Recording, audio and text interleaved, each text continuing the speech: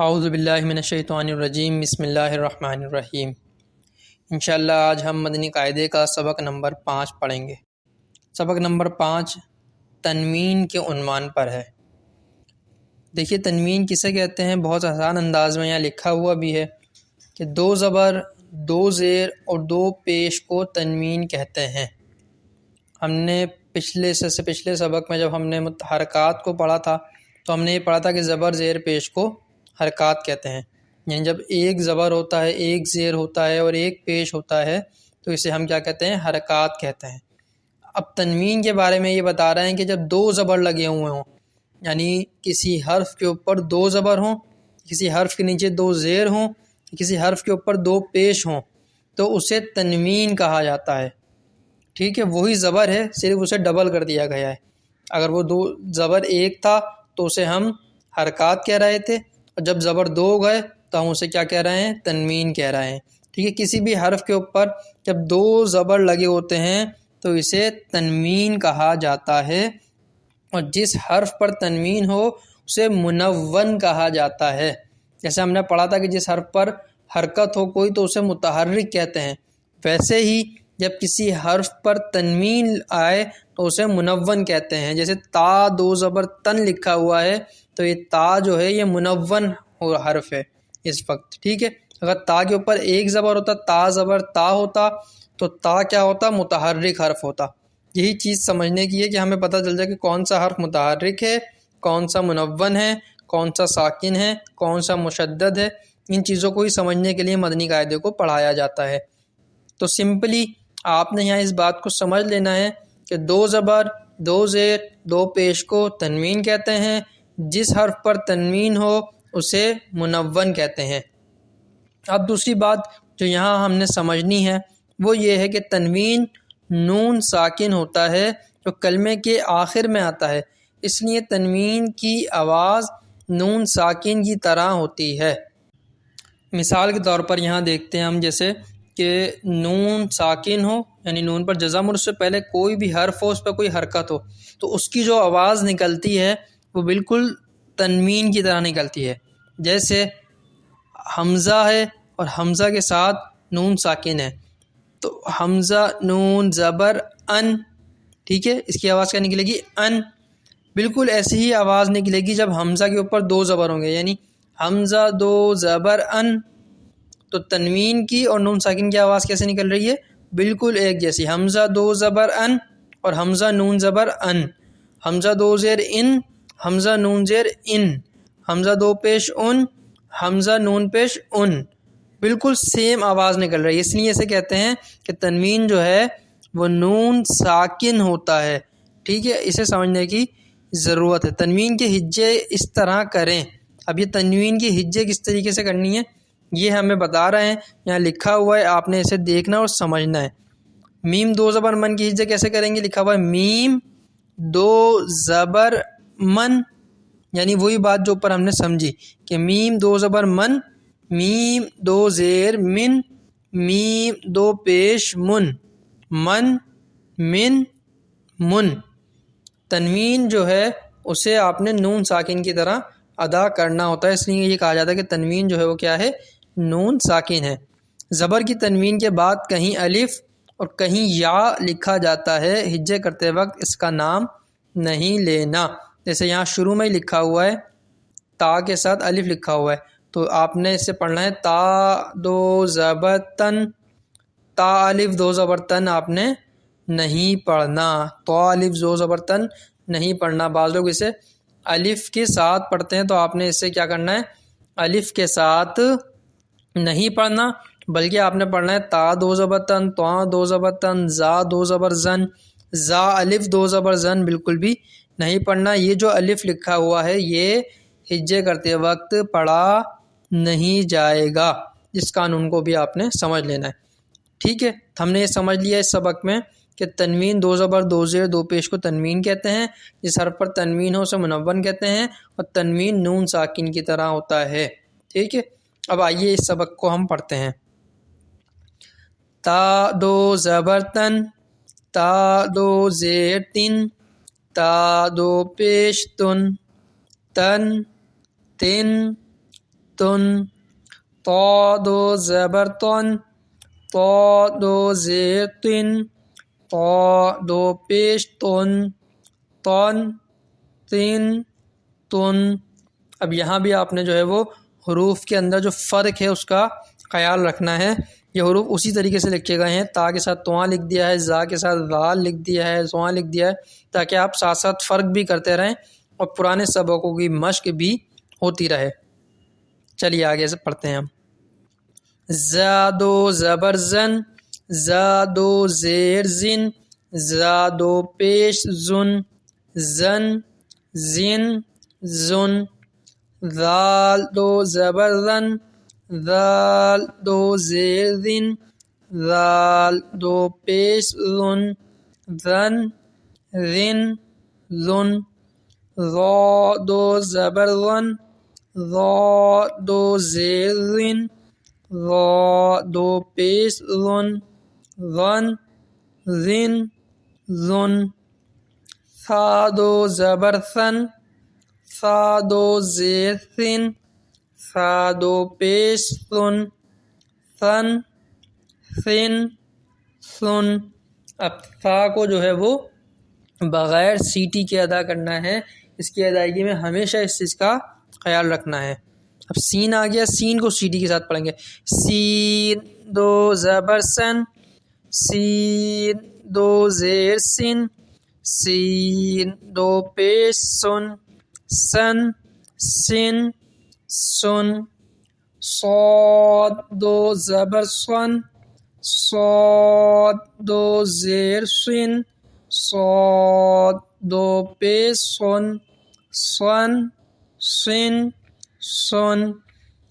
دال دو زبر دن، دال دو زیر دن، دال دو پیش دن، دن دن دن۔ اب دال کو ہم نے نارمل باریک پڑھا، تو دوات جب آئے گا تو دوات کو موٹا پڑھیں گے۔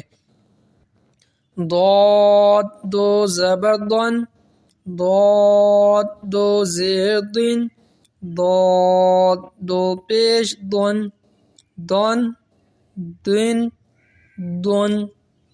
اب باریک والا کاف ہے۔ کاف دو زبر کن، کاف دو زیر کن، کاف دو پیش کن، کن کن کن۔ موٹا والا کاف آ گیا۔ اب قاف دو زبر قن، قاف دو زیر قن، قاف دو پیش قن، قن قن قن۔ اب بھاری والا ہا ہے، اسے دو چشمے والا ہا بھی کہا جاتا ہے۔ ہا دو زبر ہن، ہا دو زیر ہن، ہا دو پیش ہن، ہن ہن ہن۔ ہا دو زبر حن، باریک والا ہا، ہا دو زبر حن، ہا دو زیر حن، ہا دو پیش حن، حن حن حن۔ حمزہ دو زبر ان، حمزہ دو زیر ان، حمزہ دو پیش ان، ان ان ان۔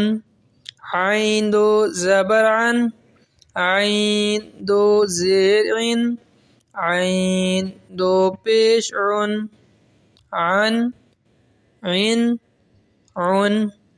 خا دو زبر خن، خا دو زیر خن، خا دو پیش خن، خن خن خن۔ غین دو زبر غن، غین دو زیر غن، غین دو پیش غن، غن غن غن۔ با دو زبر بن، با دو زیر بن، با دو پیش بن، بن بن بن۔ میم دو زبر من، میم دو زیر من، میم دو پیش من، من من من۔ واو دو زبر ون، واو دو زیر ون، واو دو پیش ون، ون ون ون. فا دو زبر فن، فا دو زیر فن، فا دو پیش فن، فن فن فن. لام دو زبر لن، لام دو زیر لن، لام دو پیش لن، لن لن لن. نون دو زبر نن، نون دو زیر نن، نون دو پیش نن، نن نن نن. را دو زبر رن، را دو زیر رن، را دو پیش رن، رن رن رن. جیم دو زبر جن، جیم دو زیر جن، جیم دو پیش جن، جن جن جن. شین دو زبر شن، شین دو زیر شن، شین دو پیش شن، شن شن شن. یا دو زبر ین، یا دو زیر ین، یا دو پیش یون، ین ین یون.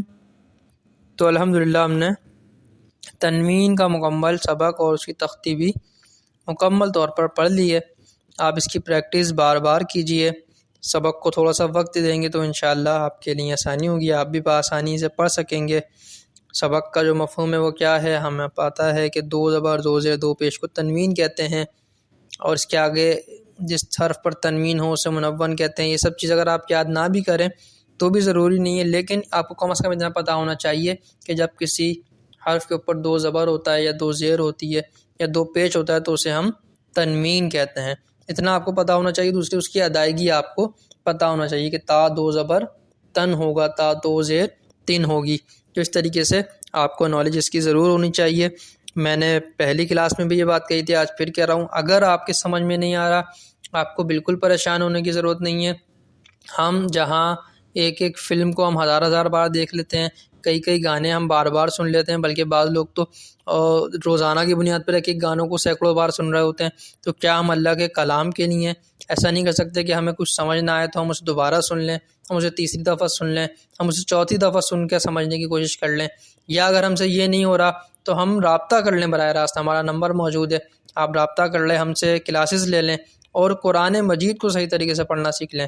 آپ کو کوئی گانا، کوئی فلم یا کوئی بھی ڈرامہ یا اس طرح کی کوئی بھی چیز وہ فائدہ بالکل بھی نہیں دے گی، لیکن اللہ کا یہ قرآن یقین کیجئے آپ کو دنیا میں بھی فائدہ دے گا اور آخرت میں بھی یہ آپ کے لیے فائدہ مند ثابت ہوگا.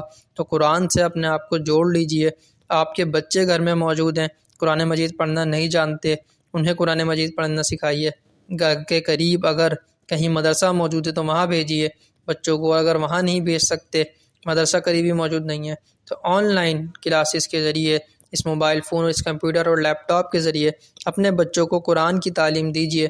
انشاءاللہ العزیز اگر آپ ہم سے رابطہ کریں گے تو نہ صرف یہ کہ آپ کے بچوں کو قرآن کی تعلیم دی جائے گی، بلکہ نماز، کلمے، دعائیں اور ساتھ ساتھ بچوں کی اخلاقی تربیت، بالخصوص رسول اللہ صلی اللہ علیہ وسلم کی سیرت مبارکہ کے حوالے سے انشاءاللہ آپ کے بچوں کو آگاہی فراہم کی جائے گی، تاکہ وہ ایک اچھے مسلمان اور ایک اچھے انسان بن سکیں، وہ اسلام کی بھی خدمت کر سکیں اور معاشرے میں بھی وہ ایک اچھا فرد، ایک اچھا انسان بن کر لوگوں کے کام آ سکیں. تو آپ برائے مہربانی قرآن کے ساتھ خود کو جوڑیے، قرآن مجید کو درست پڑھنا سیکھیے اور پھر اسے سمجھیے اور پھر اس پر عمل کرنے کی کوشش کیجیے. اللہ کریم ہم تمام کو قرآن کا نور عطا فرمائے. ہمارے چینل کو سبسکرائب کر لیجئے. اگر ہماری آن لائن کلاسز لینا چاہتے ہیں تو ہمارے نمبر پر کانٹیکٹ کر سکتے ہیں. بیل آئیکن کو پریس کر دیں گے تو ہر ویڈیو کا نوٹیفیکیشن آپ کو ملتا رہے گا. بہت شکریہ. السلام علیکم ورحمۃ اللہ وبرکاتہ.